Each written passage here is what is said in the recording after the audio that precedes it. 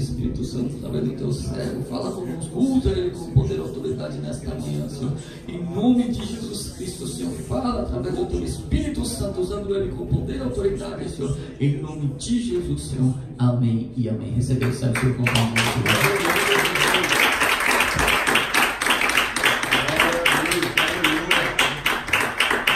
Glória a Deus. Mais uma vez, a paz do Senhor, amém?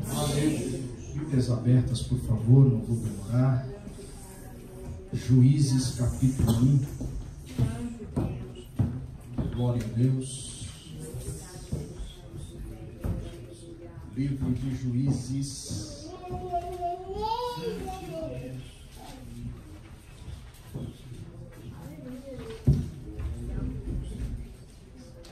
Capítulo 1, no livro de Juízes.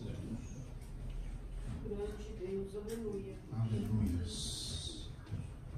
Livro de Juízes, capítulo 1, versículo 4. Juízes, capítulo 1, versículo 4. Os que acharam, diz amém.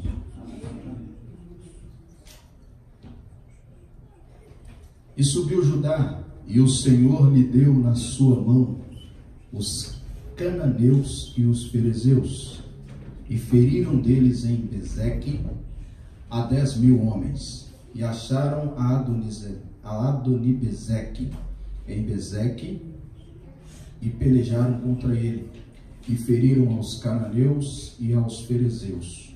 Porém, Adonibezeque fugiu, e os seguiram, e o prenderam, e lhe cortaram os dedos polegares das mãos e dos pés. Então disse Adonibezeque: 70 reis com os dedos polegares das mãos e dos pés cortados apanhavam as migalhas debaixo da minha mesa. Assim como eu fiz, assim Deus me pagou. E o trouxeram a Jerusalém e morreu ali. Porque os filhos de Judá pelejaram contra Jerusalém e a tomaram, e a feriram a fio de espada, e a cidade puseram fogo. Amém? Amém. Diga comigo alto: meu Deus, fala comigo, através da sua palavra. Amém. Pode sentar, desocupar as mãos, bater as palmas para Jesus.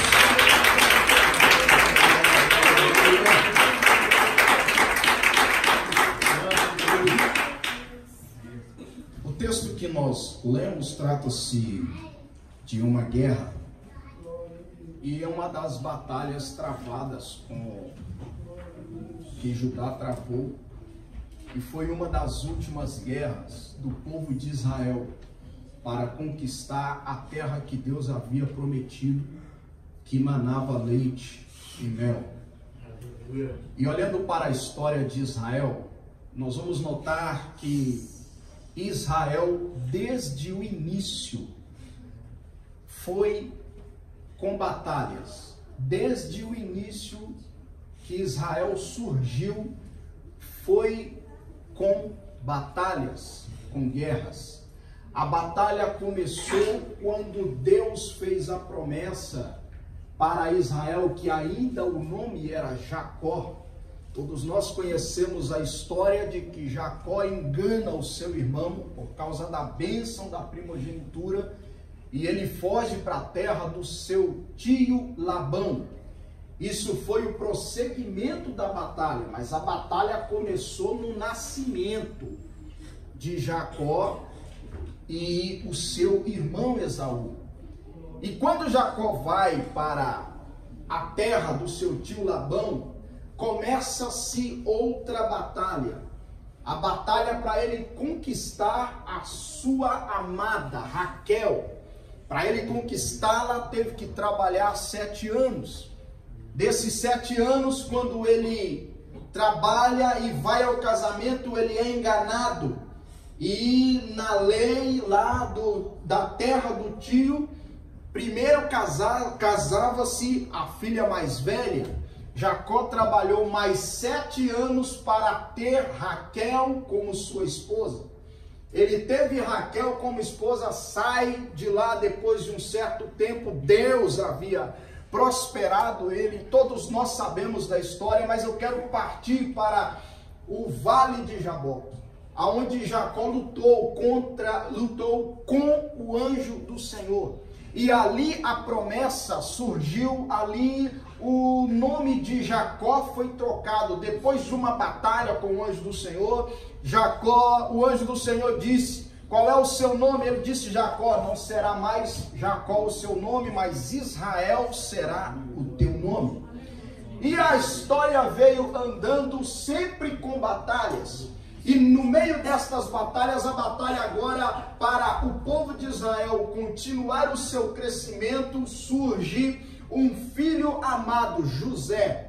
Todos nós sabemos bem da história de José. José foi vendido pelos irmãos, era um menino sonhador, foi jogado no calabouço, vai para o Egito como escravo. Lá no Egito, ele é acusado de algo que ele não fez, vai preso. Na prisão, Deus abençoa mais ainda a vida de José, e tudo que ele colocava a mão era abençoado. Lá na prisão, Deus dá 2 sonhos para o copeiro Mô e o padeiro Mô.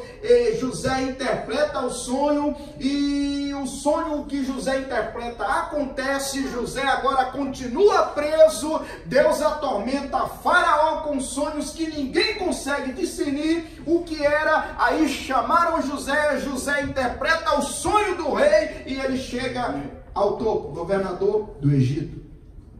Lá começa a bênção de Deus acontecer mais ainda, porque José pega o seu pai, Jacó, traz para o Egito, e ali a nação de Israel começa, porque o povo foi crescendo. Só que José morreu. Morreu também o rei que tinha levantado José como governador, e aí entra um segundo rei, entra um segundo faraó, e esse agora começa a escravizar o povo de Israel. O povo de Israel começou a sua escravidão dentro do Egito. Na sua escravidão, Deus tirou de lá Moisés, leva para outra cidade. Ele atravessa o deserto. Quando chega Moisés na cidade onde ele tinha que chegar, ele conhece a sua esposa, o seu sogro Jetro. Ele começa a apacentar, e lá a sarça, ele vai buscar uma ovelha na sarça, e a sarça pega fogo, e Deus fala com Moisés no meio da sarça ardente. E quando Deus fala com Moisés, Deus orienta Moisés, Deus conversa com Moisés, e Moisés agora foi o escolhido para libertar o povo que estava no Egito sendo escravizado. Aleluia. Eu estou resumindo bem a história porque nós conhecemos. O povo de Israel ficou mais de 400 anos no cativeiro, e lá terminou. No meio do cativeiro não tinha mais o louvor no Egito, não tinha mais adoração a Deus. O povo, ele estava preso, e a oração, eu acredito que era: quando é que Deus vai nos libertar? Até que Deus escolhe Moisés, envia Moisés lá. Moisés, ele vai agora falar com o faraó, que Deus tinha mandado Faraó libertar o povo. Aí o livro de Êxodo, do capítulo 1 até o versículo 14, Deus vai começar o processo de libertação do povo de Israel. O povo de Israel Moisés vai falar com o Faraó não liberta o povo. Deus endurece o coração de Faraó. Deus manda 10 pragas no Egito, até que a última praga, que era a morte de todos os primogênitos do Egito, Faraó liberta o povo. O povo sai do Egito e agora vai caminhar pelo deserto. Quando o povo está caminhando pelo deserto, aí chega diante do Mar Vermelho. Faraó vem atrás do povo encurralado. Faraó vem atrás do povo para matá-los todos. Deus manda Moisés estender o cajado sobre o mar se abre. No versículo 22 do capítulo 14 do livro de Êxodo, a Bíblia vai dizer que o povo de Israel passou em mar em seco, e as águas foram-lhes como um muro à sua direita e à sua esquerda. O povo de Israel passa para o outro lado, e aí começa as batalhas. E as batalhas começam agora para conquistar os reinos que ali estavam, porque era a promessa de Deus dar a terra que manava leite e mel. Só que na terra tinha ali vários homens, tinha vários outros povos. até que Moisés ele comete algo que não podia, ele fere a rocha, ele bate na rocha que Deus mandou ele tocar. E aí Deus pega e leva Moisés ao monte e fala com ele: olha, essa terra é que eu prometi para o povo, e essa é a terra que foi prometida, porém você não vai entrar na terra. A terra abre, Moisés morre e ninguém sabe aonde está o corpo de Moisés. Mas a Bíblia ainda vai continuar dizendo, e a Bíblia vai nos dizendo que Josué agora assume, derrota o povo de Ai e vai conquistando povos dali. Chegou até o ponto dele conquistar Jerusalém, depois de ter mandado 12 espias, ver que a terra era realmente bonita, era linda, que manava leite e mel, que a terra era mesmo do jeito que Deus tinha prometido. Dos 12 espias, entre eles Josué e Caleb, tinha ido 10 fala que a terra é boa, mas que tem gigante, que tem empecilhos e tal, e Josué e Caleb coloca a fé em ação e fala: se Deus prometeu, Deus vai nos dar, porque é promessa. E aí vai andando, Josué assume a liderança e começa a guerrear, e chega no ponto que nós lemos. Ele vai guerrear agora contra Adoni-Bezeque. Adoni-Bezeque era um rei cananeu. Adoni-Bezeque era um rei da cidade de Bezeque, em Jerusalém, e provavelmente Adoni-Bezeque é o mesmo que está registrado, esse que nós lemos aqui, é o mesmo que está registrado em Josué capítulo 10, é o mesmo Adoni-Bezeque. Só que agora, Adoni-Bezeque, eu quero destacar o que Deus pôs no meu coração sobre este texto que nós lemos, é sobre a identidade que Adoni-Bezeque ele tirava. Adoni-Bezeque era um rei cananeu, ele tinha várias estratégias de guerra, e uma das estratégias de guerra de Adoni-Bezeque era cortar os polegares dos dedos, os polegares das mãos e dos pés dos reis. Por que cortar os polegares das mãos e dos pés dos reis? Primeiro, ele cortava os polegares dos pés, porque os reis perdiam o equilíbrio do seu corpo. E perdendo o equilíbrio do seu corpo, eles também não conseguiam andar por muito tempo. A caminhada deles era reduzida. E quando a caminhada era reduzida, se eles andavam 10 quilômetros, por causa dos dedões dos pés, do polegar dos pés cortados, eles não conseguiam ter muito equilíbrio sobre o seu corpo. Então a caminhada deles era reduzida. Se eles andavam 10 quilômetros, agora vai andar 5, vai sentir cansaço e vai parar. Então eles não conseguiam andar muito tempo. A caminhada deles era reduzida porque os dedões dos pés eram cortados e eles perdiam o equilíbrio de caminhar. Perdendo o equilíbrio de caminhar, eles não conseguiam ir à guerra. E os reis não indo à guerra, os soldados também não iam para a guerra. Assim, Adoni-Bezeque ganhava a batalha. E quando os soldados iam, eles já iam desmotivados, porque o rei não estava com eles. Por que cortar os polegares? E aqui eu entro pregando que Deus pôs no meu coração e confirmou ontem aqui, quando a irmã Marivone, na última coisa que ela fez foi contar a visão que Deus deu para ela. Eu senti a confirmação de Deus do que era para me trazer esta manhã. Por que cortar os polegares, os dedos das mãos? Dois motivos existem. Primeiro, cortar os polegares das mãos, os reis perdiam a habilidade de manusear a espada. Eles não conseguiam pegar a espada para guerrear. Experimenta pegar uma coisa, um objeto somente com os 4 dedos, sem usar o polegar. Você vai ter dificuldade.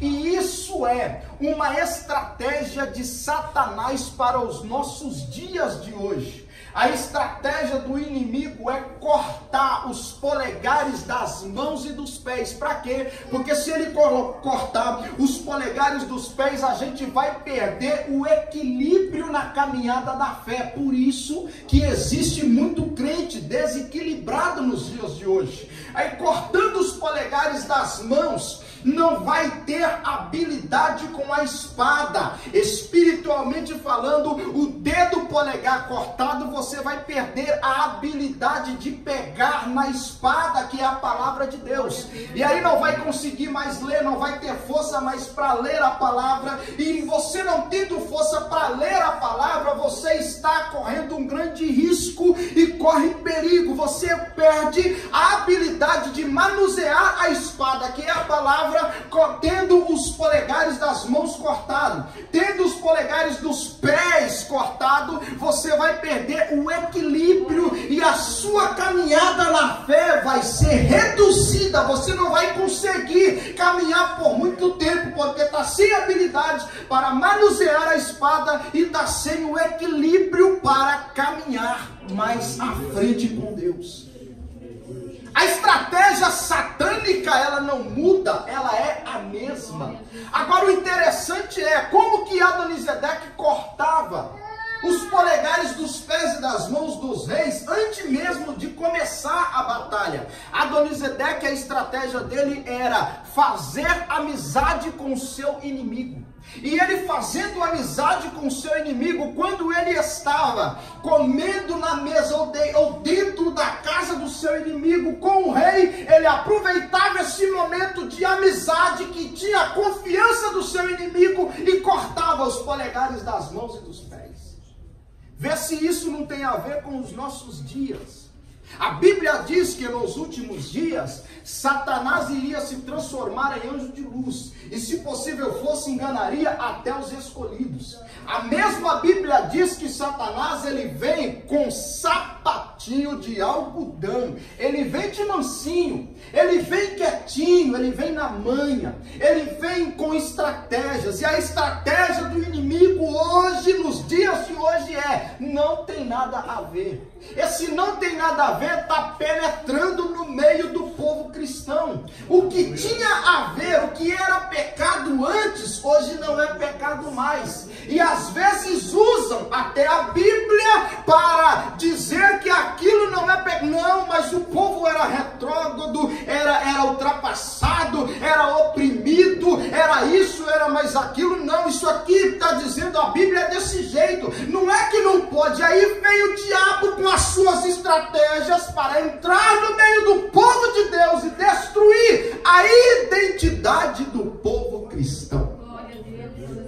E a identidade do povo de Deus, qual é? A identidade do povo de Deus, o diabo vem lutando de várias formas para destruir. Adonisedeque, ele tinha estratégias, e uma das estratégias que Satanás usa hoje para destruir a igreja é a pressão. Se você ler o livro de Atos dos Apóstolos, todos os pregadores ou os apóstolos eram eles pressionados de uma forma tamanha, tanto é que chegaram como chegaram até apedrejar Estevão. Você lembra disso? Estevão foi apedrejado por quê? Por causa da palavra de Deus. Paulo, que foi um homem extraordinário no Novo Testamento, as suas epístolas paulinas, que propagou o evangelho, que esparramou o evangelho, antes dele pregar o evangelho, ele era também um perseguidor do povo de Deus. Mas eu quero dizer, a identidade do povo de Deus está sendo tirada. O polegar das mãos, ele é a identidade do ser humano. Quem tem a carteira de identidade no Brasil, você vai observar que na sua carteira de identidade tem a sua foto 3x4,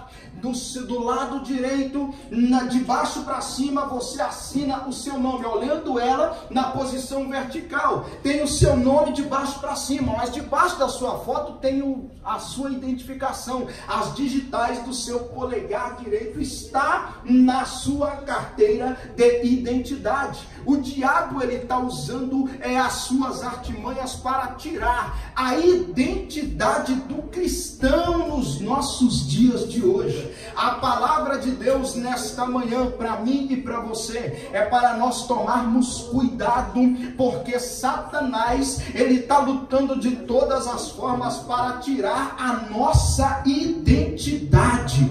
O crente, ele é diferente diferente. Malaquias capítulo 3, versículo 16 ou 18, se não me falha a memória, está dizendo lá: e outra vez vereis a diferença entre o justo e o ímpio, entre o que serve a Deus e o que não serve. A identidade cristã hoje está sendo tirada porque os crentes hoje estão perdendo a sua identificação. Antigamente, pela roupa você sabia quem é crente, hoje você não sabe mais. Antigamente, um crente passava no meio da rua ou trabalhando em uma fábrica, alguém chegava: você é crente. Por que você acha que eu sou crente? Porque você tem algo diferente. Esse algo diferente, que é o Espírito Santo brilhando no rosto de cada crente, não está mais tendo essa identidade. A identidade do crente, eu digo que a identidade do cristão, ela é o Espírito Santo de Deus. O Espírito de Deus não pode sair da sua vida. O Espírito Santo de Deus, ele tem que estar brilhando sobre o teu rosto. O Espírito de Deus, ele tem que estar presente sobre você. Quem tem o Espírito Santo, ele tem a identidade do cristão hoje é o Espírito Santo de Deus. Irmão, como é que você diz que a identidade do cristão hoje é o Espírito Santo de Deus? Me acompanhe, por favor. A Bíblia, quando fala que Deus falou com Moisés antes dele ir para o Egito, ele primeiro foi cheio do Espírito Santo. A Bíblia diz ainda sobre Sansão. A Bíblia fala de Sansão, que quando Sansão ele nasceu, ele foi separado, ele era o nazireu de Deus, e todas as vezes que Sansão ia lutar contra o povo filisteu, antes o Espírito de Deus apoderava-se de Sansão. Sansão, ele guerreou contra 1000 soldados, e o Espírito de Deus apoderou sobre ele, que com uma queixada fresca de jumento, ele matou 1000 homens. Por que não lembrar de Eliseu? Eliseu, antes de exercer o ministério, ele estava trabalhando na 12ª junta de boi, arando a terra. Elias chegou lá e chamou ele começou a andar com Elias. Chegou uma hora em que Elias tinha que ser arrebatado, e aí ele chegou para Eliseu e disse: pede-me o que tu quiser, antes que eu seja tomado de ti. O que é que ele disse? Eu quero porção dobrada do mesmo Espírito que está em você. A identidade do cristão, ela é o Espírito Santo de Deus. Por isso eu digo que você não pode perder o Espírito Santo de Deus da sua vida. A Bíblia, no livro de 1 Samuel, no capítulo 4, quando a mulher falou, quando a mulher de Finéias, ela deu a luz, ela pôs o nome no filho de Icabô. Lembra disso? Quando a arca foi tomada, que a arca significava a presença de Deus. Quando o homem voltou, o mensageiro voltou e gritou: perdemos a guerra, todo mundo ficou tranquilo. Ofni e Finéias morreu, todo mundo ficou tranquilo. E quando ele disse: a arca do Senhor foi tomada, todo mundo caiu em desespero, porque a presença de Deus tinha sido tirada. A identidade do povo de Israel tinha sido tirada do meio deles. E aí a mulher pega e diz, e dá luz a um filho, depois de ele bater a cabeça e cair, morrer por causa da notícia. Ela deu a luz a um filho que diz Icabô, e o nome do menino foi Icabô. Ela morreu dizendo Icabô. Icabô significa foi-se a glória de Deus. A arca do Senhor foi tomada, a presença de Deus foi tirada do meio do povo. Então a identidade do cristão é a presença de Deus, e o diabo ele usa de todas as formas para tirar da nossa vida a presença de Deus. Mas nesta manhã Deus está nos advertindo, e o sangue de Jesus Cristo, que nos purifica de todo pecado, vai nos dar força, e Satanás não vai conseguir cortar os nossos polegares. Satanás não vai conseguir tirar a identidade do povo de Deus, porque aqui tem um povo que clama, e Deus ouve a nossa oração e responde e nos guarda, para nós não perdermos a sua identidade.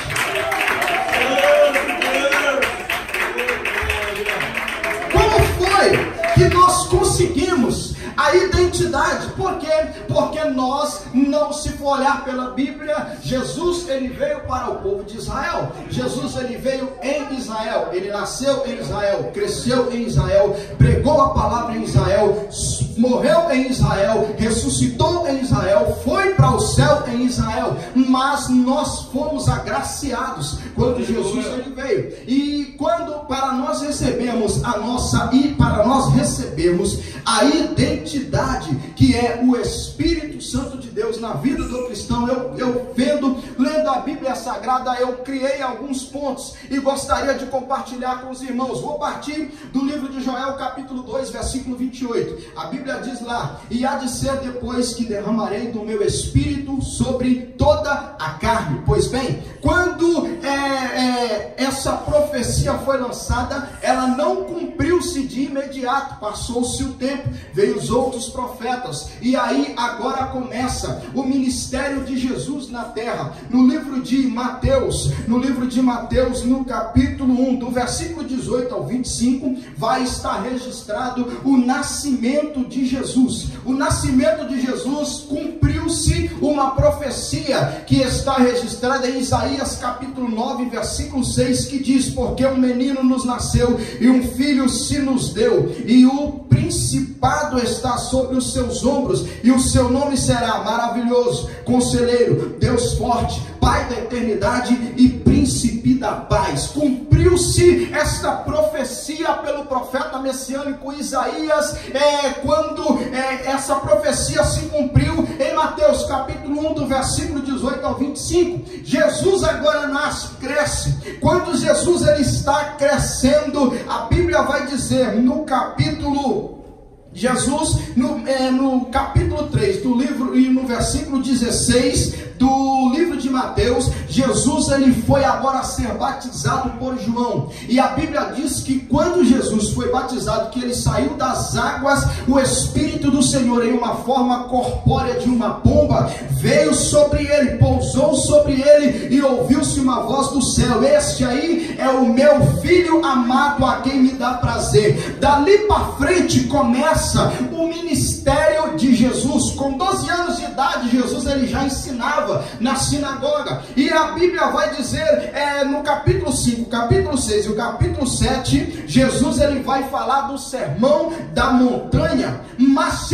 vamos lá no capítulo 26, no capítulo 26 de Mateus, o versículo 47 em diante, Jesus ele foi preso, e ali começa o processo para eu e você termos a nossa identidade. Jesus foi preso depois de ser traído por Judas com um beijo, para os soldados conhecê-lo. Jesus foi traído por Judas por 30 moedas de prata. Ele foi preso, e ali começa o processo da nossa conquista, porque ele foi preso porque ele tinha um objetivo, e o objetivo era salvar a humanidade. O objetivo era a lei da graça, o evangelho da graça estava sendo pregado. E aí vem João 3,16, porque Deus amou o mundo de tal maneira que deu o seu único filho, para que todo aquele que nele crê não pereça, mas tenha a vida eterna. E aí começa o processo da nossa liberdade, porque eu e você estávamos presos,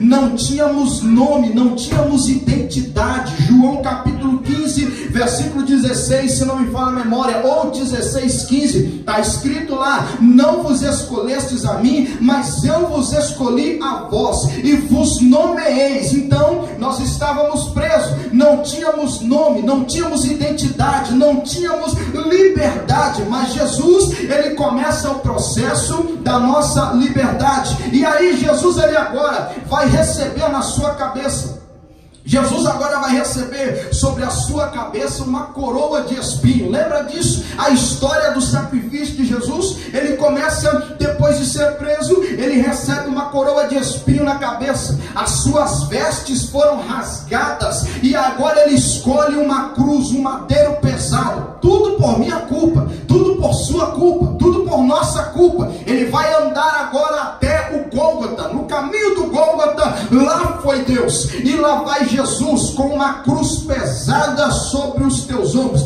Eu gostaria gostaria que você fechasse os seus olhos, curvasse a sua cabeça e vamos viajar nessa história, porque isso vale a pena ser lembrado. Jesus, ele lá vai para o Gólgota, e quando ele está indo carregando aquela cruz, imagina a cena, Jesus está carregando uma cruz pesada, e nessa cruz que ele está carregando, lá vai o peso do meu pecado, lá vai o peso do seu pecado, lá vai o peso da nossa transgressão, lá vai o peso de toda a humanidade. Jesus vai carregando a cruz, e atrás dele lá vai um soldado romano com um chicote na mão. Nesse chicote tem na sua ponta, cada ponta desse chicote que tinha 3 pontas, e cada ponta tinha 3 chumbos, pedras de chumbos. E quando Jesus caía, ele leva uma chicotada. Qual é a primeira chicotada que Jesus leva? Quando um soldado romano puxa o chicote do corpo de Jesus, na ponta do chumbo sai pedaço de carne misturado com sangue, por sua culpa, por minha culpa, pelos nossos pecados. Lá vai Jesus andando, caminhando, está acompanhando a cena comigo? Então vamos lá. Jesus está andando com a coroa de espinho na cabeça, levando chicotada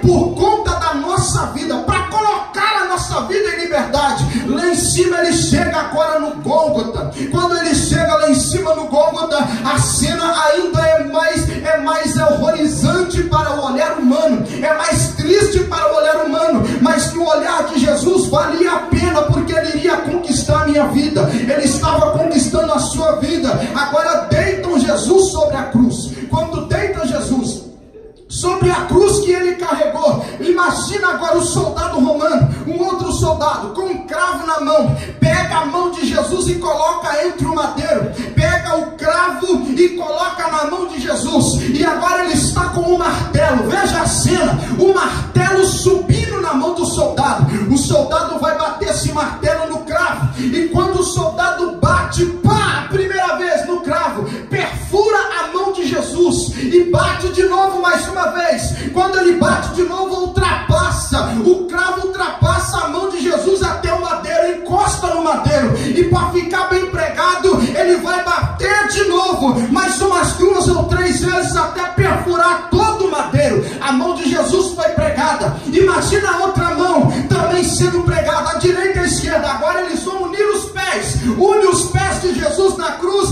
e começa a bater. E quando bate, fura o primeiro pé, o cravo ultrapassa o primeiro pé de Jesus, vai encostar no segundo, no outro pé, e o soldado continua batendo. O cravo vai entrando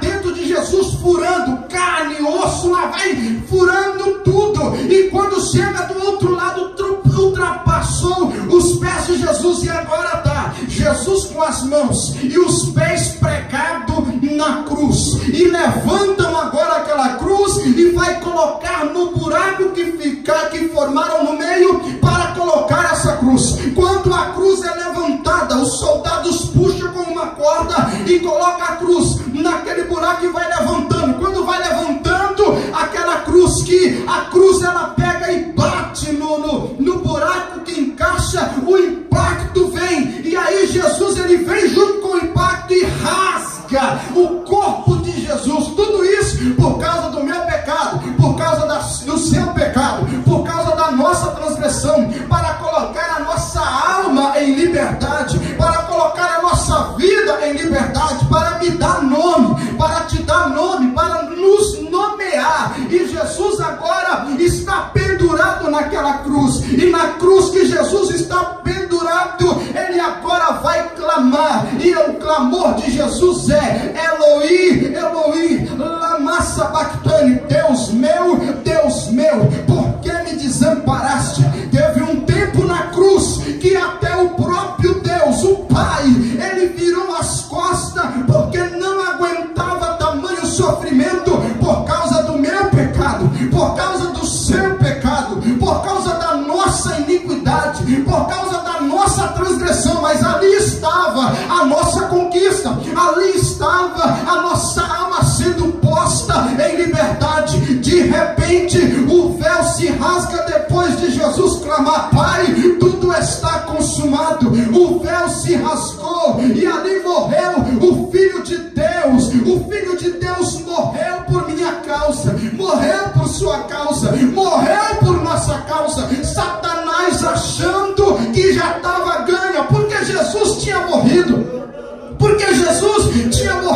Satanás achando que foi tudo ganho. Já está tudo ganho, já ganhamos, conquistamos a humanidade. Está todo mundo preso na nossa mão. O diabo no inferno fazendo festa. O diabo no inferno fazendo festa com a minha alma, fazendo festa com a sua alma, até que uma luz brilha no meio do inferno. Jesus ressuscitou, aparece no inferno e manda Satanás vir até ele, rastejando ele vem, ele pega a chave da morte na mão, ele pega e pisa agora na cabeça de Satanás, e o grito é exclamado: reconheça que todo poder foi me dado no céu e na terra. Neste momento a minha alma, a sua alma estava sendo posta em liberdade.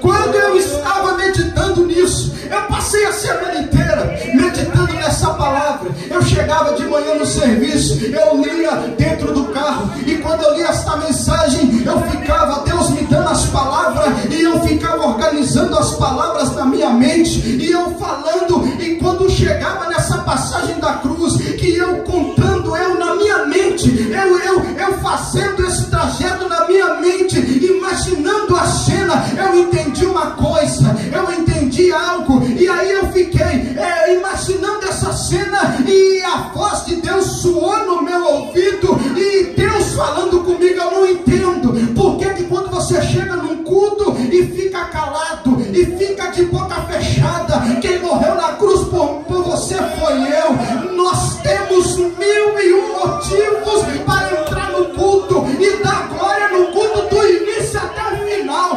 Por quê? Porque quem morreu na cruz por mim foi Jesus. Quem padeceu na cruz por mim foi Jesus. Quem levou cravo nas mãos foi Jesus. Tristeza não pode me impedir de glorificar o nome do Senhor. Angústia não pode me impedir de dar glória para o Senhor. Raiva não pode me impedir de dar glória para o Senhor. Falta de união não pode me impedir de dar glória ao Senhor. Descontentamento com algo não pode me impedir de dar glória para o Senhor. Luta não pode me impedir de dar glória para o Senhor. Por quê? Porque Jesus morreu numa cruz por mim e por você. Então nós temos motivo de sobra para chegar aqui e não pedir nada, mas glorificar, exaltar, bendizer o nome do Senhor, porque é Ele que morreu na cruz por nós.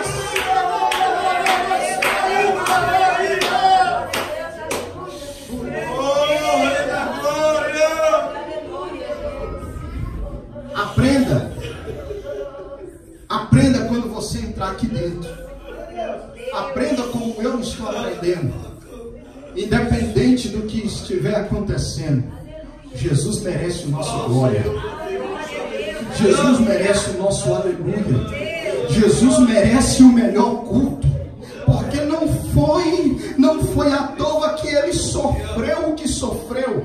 Não foi à toa que ele passou o que passou. Foi para que eu e você pudesse ter vida. Eu e você pudesse ter liberdade. Eu e você pudesse ter a liberdade de glorificar o nome do Senhor. Você sabia que tem gente que queria ter a liberdade que você tem e não tem? Você sabia que tem gente que queria ter a oportunidade que eu tenho e não tenho? Você sabia que tem gente que queria ter a oportunidade que nós temos de adorar o Senhor e não tem? E nós às vezes não valorizamos a oportunidade que temos de glorificar, de dar glória, de bendizer o nome do Senhor. Sabe por que Jesus morreu numa cruz? Foi para que eu e você pudesse ter liberdade.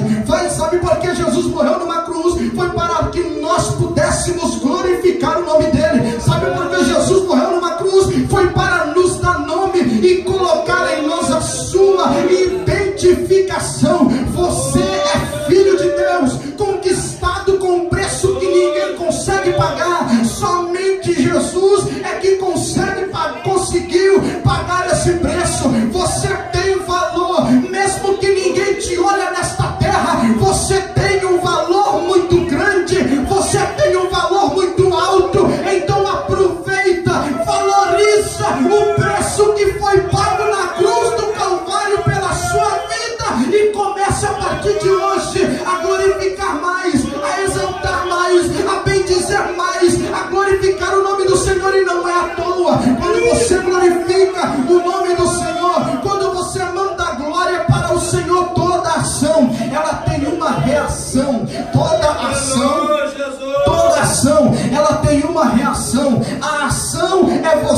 faz, a reação é Deus que determina. Quando Davi, ele lançou a pedra, foi uma ação, o gigante caiu, foi a reação de Deus. Clama a mim, ação, responder-te-ei, ação de Deus. As muralhas, rodeando muralhas, ação, as muralhas caindo, reação de Deus. A cruz do Calvário, ela vai te dar um benefício, é para você glorificar, é para provocar em você a ação, e a ação é você glorificar o nome do Senhor, e a ação de glorificação, o nome do Senhor é glória para cima e glória do Senhor descendo para baixo. Toda vez que você glorifica, o céu faz festa. Toda vez que você exalta, o céu faz festa. Toda vez que você dá glória para o Senhor manda a glória dele para baixo. Então quanto mais você glorificar o nome do Senhor, mais glória Deus vai derramar sobre a sua vida. Aleluia, aleluia. Mas ainda falta a nossa identidade, porque agora Jesus, ele somente nos comprou. O ser humano, quando nasce, ele vai crescendo e ele vai ter um momento na vida em que ele vai ter que tirar os seus documentos, ele vai ter que tirar os teus documentos pessoais, a sua identificação. No caso nosso no Brasil, identidade, CPF, título de eleitor, é a identidade do ser humano. O ser humano, a partir daí, ele vai ser identificado pelos documentos do nosso país, ou pelos documentos da nação. No Japão, a nossa identificação como estrangeiro é o Zairocard. Se você andar na rua sem o Zairocard, você não está identificado. Você tem que estar com o Zairocard na mão para você ter a sua identificação. E são documentos. E aí Jesus agora, ele conquista os teus filhos, nos conquistou na cruz do Calvário. Já temos direito à herança, porque somos filhos de Deus. Só que nesta terra, para propagar o evangelho do Senhor, Deus agora vai colocar em nós a sua identidade. Ele vai nos dar a sua identidade, coisa que ele veio para fazer. Aí antigamente a identidade era apenas em alguns no Velho Testamento, mas agora não. Profeta Joel profetizou, lembra? E há de ser que nos últimos dias derramarei do meu espírito sobre toda a carne. E aí vai agora o Senhor dar as tuas últimas instruções.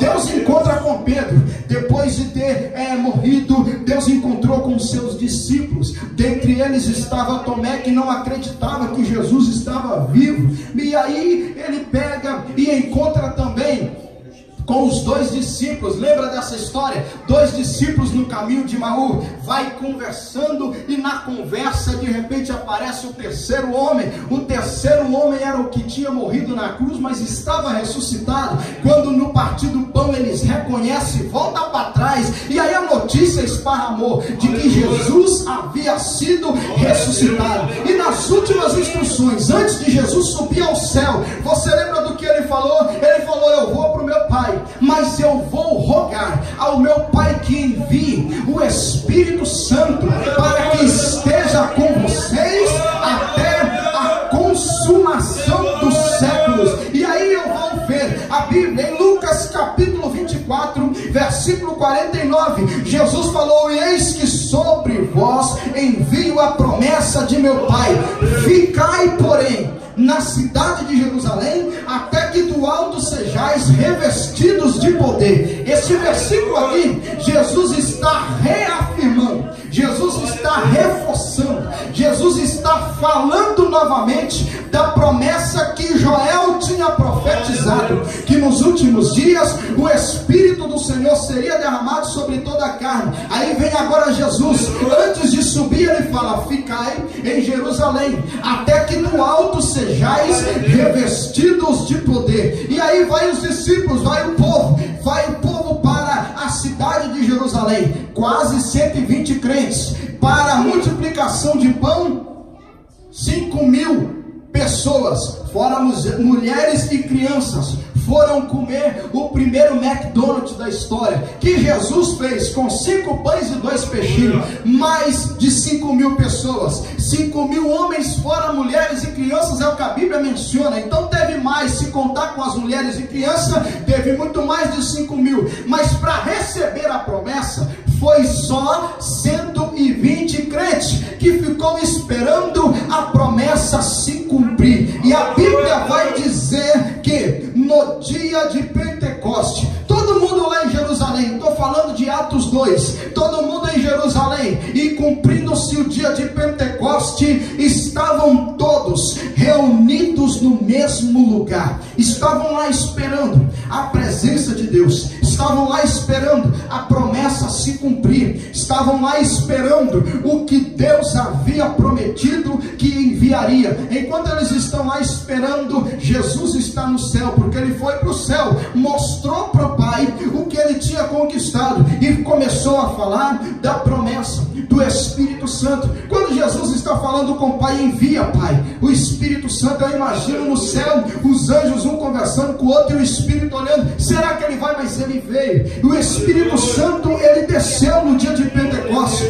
todo mundo reunido. De repente eles estavam lá reunidos e de repente veio do céu um som. O som veio do céu, o som não veio da terra, o som não veio soprando de algum carro de som, veio do céu, o som veio do céu. Se nós estivermos reunidos no mesmo lugar, como nós estamos aqui, e se nós glorificarmos, bendizermos o nome do Senhor, se alegrar na presença do Senhor, se nós fizermos como os anjos que fazem no céu, o que Isaías viu, Isaías capítulo 6, versículo 3, os anjos clamavam uns para os outros, adorando ao Senhor, dizendo: Santo, Santo, Santo é o Senhor dos exércitos. Se nós fizermos como os anciões, os 24 anciões, eles vão adorar o nome do Senhor. O culto do céu é muito lindo,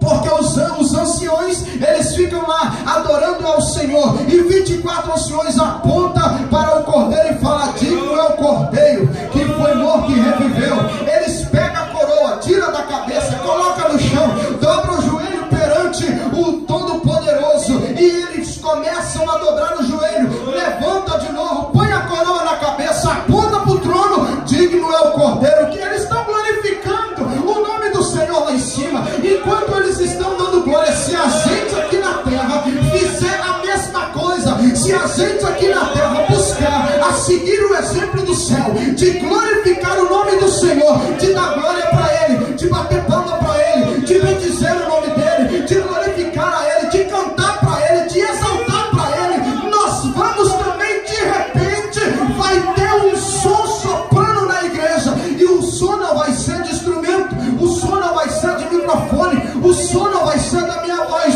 mas o som vai vir do céu, porque a Bíblia diz que o som veio do céu, não veio de lugar nenhum, veio do céu. Eu vou ficar nisso aqui, o som veio do céu, veio um som veemente, impetuoso do céu, que encheu a casa. Sabe o que é isso? O Espírito Santo veio visitar, o Espírito Santo veio para os 120 crentes que estavam ali buscando, esperando a promessa se cumprir. E esta promessa, ela foi feita no livro de Atos dos Apóstolos, está escrito: e cumprindo-se o dia. Sabe por quê? A promessa se cumpriu e foi registrada no livro de Atos dos Apóstolos. Vou te explicar por quê. Todo o livro do Novo Testamento, exceto Atos dos Apóstolos, confere todos os últimos versículos dos livros do Novo Testamento, vão terminar com a palavra amém. Atos dos Apóstolos é o único livro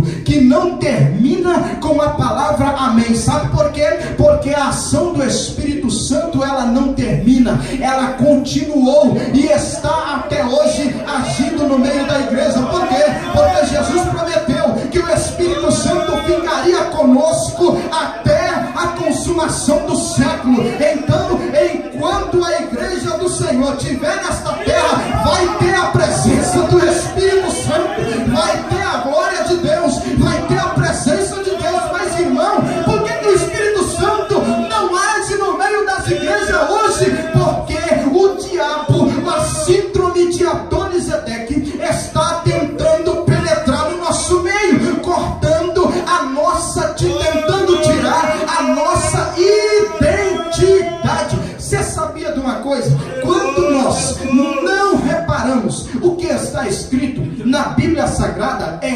de Adonisedeque. Quando nós pecamos contra o Deus Todo-Poderoso, é obra de Adonisedeque. Quando nós não damos ouvido à palavra do Senhor e deixamos as coisas do mundo entrar dentro da igreja, é a ação de Adonisedeque. Você lembra da visão de ontem que a irmã Marivone contou, que viu a igreja cheia de coisas que não era da parte do Senhor, de músicas que estavam entrando dentro da igreja que não vinha da parte do Senhor? Isso é obra de Adonisedeque, isso é coisa de Adonisedeque. E Adonisedeque hoje podemos calcular, podemos dizer que representa quem? As estratégias do diabo no meio da igreja, tentando apagar o brilho do Espírito Santo que há entre nós. Que é um conselho, meus irmãos, é por isso que nós devemos observar a palavra de Deus. Para quê?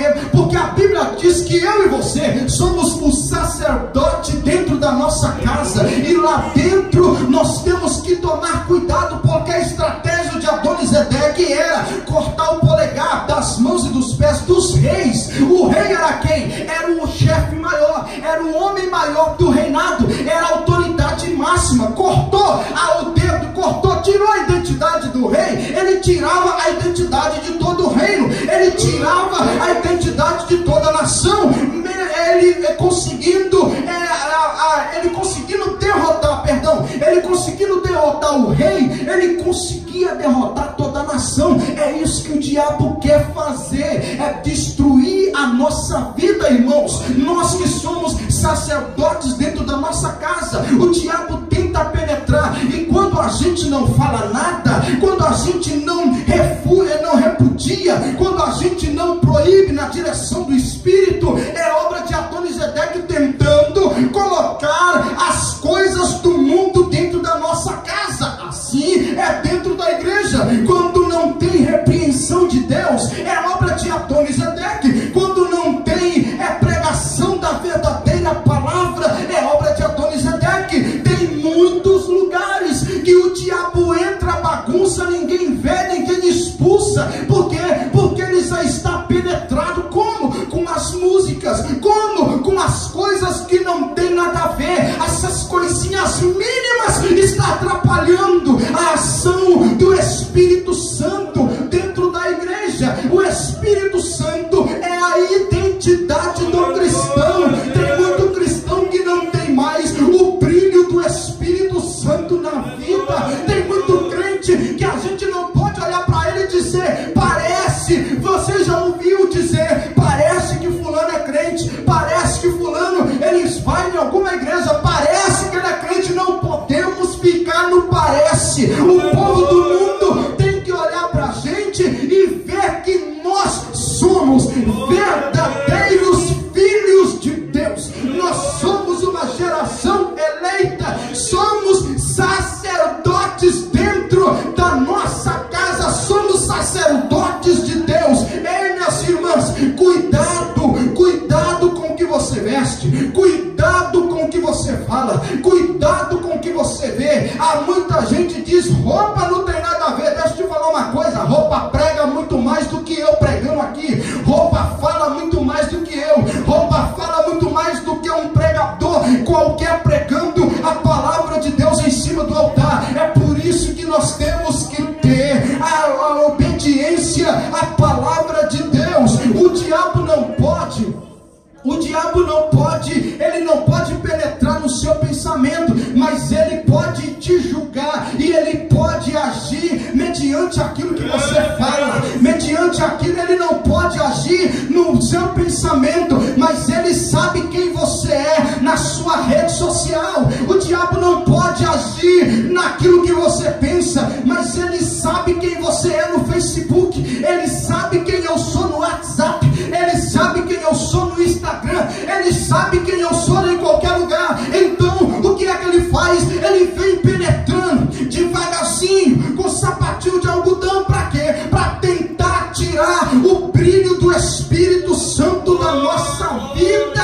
Foi assim que ele fez com Ofni e Finéias. Ele não falou nada, ele não corrigiu, ele não fez o que tinha que ser feito, e aconteceu o que aconteceu. A Bíblia diz que a arca do Senhor foi tirada, a presença de Deus foi retirada, mas nesta manhã Deus me adverte, Deus te adverte, Deus nos adverte para nós vigiarmos, e a presença do Senhor, ela não vai sair do nosso meio. O Espírito do Senhor, ele não vai sair do nosso meio. O Espírito de Deus, ele vai agir no nosso meio, ele vai trabalhar no nosso meio, ele vai operar no nosso meio. A ação do Espírito de Deus, ela vai ser grande sobre a nossa vida, e Deus vai nos proteger, e o diabo não vai conseguir tirar de nós o brilho do Espírito Santo que está sobre a minha vida, que está sobre a sua vida,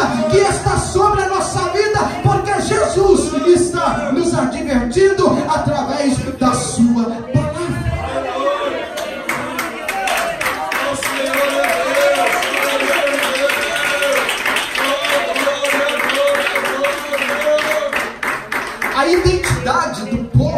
A identidade do povo de Deus é o Espírito Santo. Baseado no que eu disse para vocês, baseado nos versículos que citei, baseado na palavra que foi pregada, se você acompanhou meu raciocínio, você entendeu que nós temos uma identidade, que é o Espírito Santo de Deus na nossa vida. Agora, quer um conselho? Lute para que nós não perdamos o Espírito Santo de Deus. Lute para você não perder o polegar das suas mãos. Lute para você não perder os polegares nas suas mãos e dos pés. Por quê? Porque se você perder os polegares das mãos, você vai perder a habilidade com a palavra de Deus. Você vai perder a habilidade de manusear a palavra de Deus. Se você perder os polegares dos pés, você vai perder o equilíbrio de caminhar. E aí a sua caminhada vai ser reduzida. A sua caminhada vai ser reduzida. Por quê? Porque você não vai ter equilíbrio para caminhar. Mas nesta manhã, o Espírito de Deus está no nosso meio, está agindo sobre o meu coração, está agindo sobre a sua vida, e nós vamos sair daqui brilhando, nós vamos sair daqui com um brilho diferente, porque Deus trouxe para nós esta palavra, porque Ele quer renovar o brilho dele na minha vida, Ele quer renovar o brilho dele na sua vida. Mas irmão, nós estamos numa campanha de prosperidade, sim, eu entendo, estamos buscando prosperidade. Deus falou através do teu servo, anjo da igreja, que tem prosperidade para nos dar, mas só que hoje a prosperidade que Deus vai nos dar é uma prosperidade espiritual. Em Mateus capítulo 6, versículo 33, buscai primeiro o reino de Deus e a sua justiça, e as demais coisas serão acrescentadas. A prosperidade financeira vai vir depois que você tiver a prosperidade espiritual. A casa vai vir depois que você tiver a prosperidade espiritual. A prosperidade na sua saúde vai vir. Serão coisas que vão ser acrescentadas, mas primeiro reino de Deus e justiça. Primeiro reino de Deus e justiça. Primeiro reino de Deus e justiça. E aí depois as outras coisas serão acrescentadas. Irmão, eu creio na prosperidade de Deus. Eu também creio na prosperidade de Deus. Mas hoje a prosperidade de Deus é na sua vida espiritual, é na minha vida espiritual. Deus tem algo novo, Deus tem novidade de vida, Deus tem unção nova, Deus tem dom de revelação, Deus tem dom de profecia, Deus tem dom de variedades de língua, Deus tem o dom de discernimento do Espírito para dar para a sua igreja. E para isso acontecer é necessário o meu glória, é necessário o seu glória, é necessário o nosso aleluia, para o Espírito Santo de Deus descer sobre a nossa vida. Oh, glória!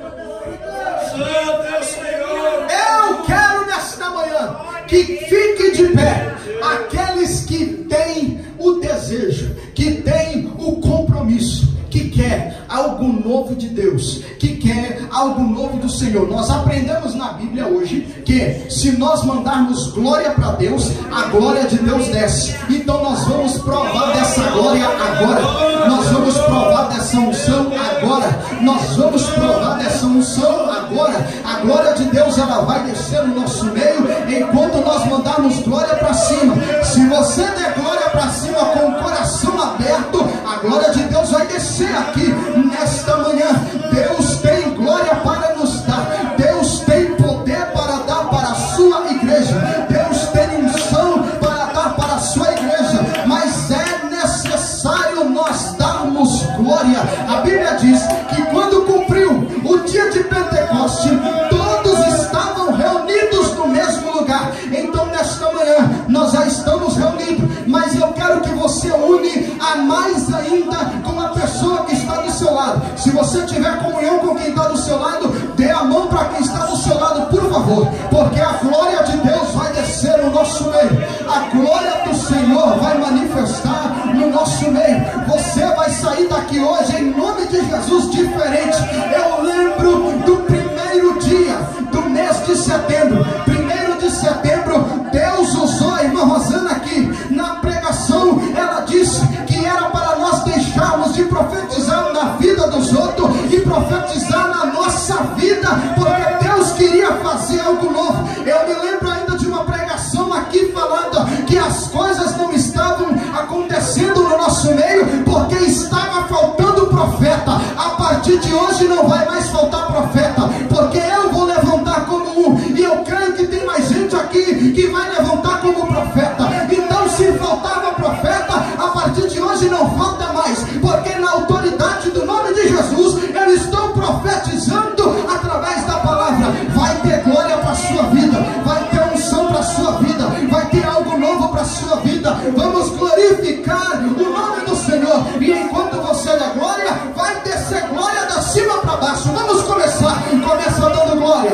glória, glória, glória, começa a dar glória, começa a dar glória, manda glória para o Senhor, glorifica ao Senhor com o seu glória, vai dando só glória, vai glorificando, dando glória para o Senhor, manda glória para Deus, manda glória para Deus. Enquanto nós glorificamos ao Senhor, tem glória de Deus descendo para nós. Senhor Jesus, estamos aqui, meu Pai, depois de meditar na sua palavra, dando glória para o Senhor. O povo estava reunido, eu entendo, meu Pai, o teu sacrifício na cruz do Calvário por nós, e foi para nós glorificarmos a Ti. Deus, eu preguei a Tua palavra e disse, meu Pai, na pregação, que quando mandamos glória para o Senhor manda glória de cima para baixo. Olha agora a Tua igreja mandando glória para o Senhor, meu Pai. Manda glória, Senhor, manda a Tua glória, derrama, Senhor, a Tua glória. Nós estamos aqui reunidos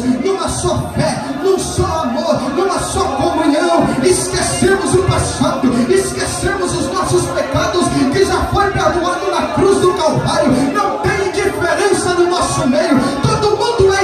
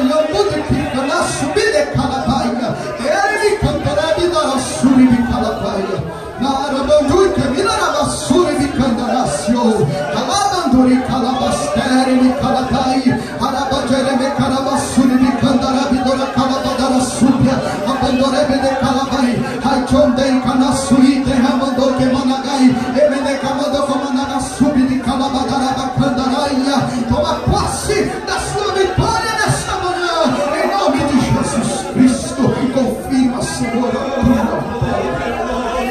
Aleluia. Aleluia. Aleluia. Aleluia.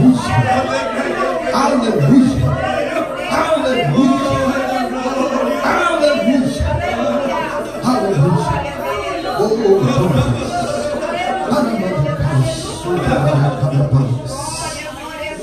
aleluia. Oh, Espírito de Deus. Aleluia. Meus irmãos, vamos dar uma salva de palmas para Jesus.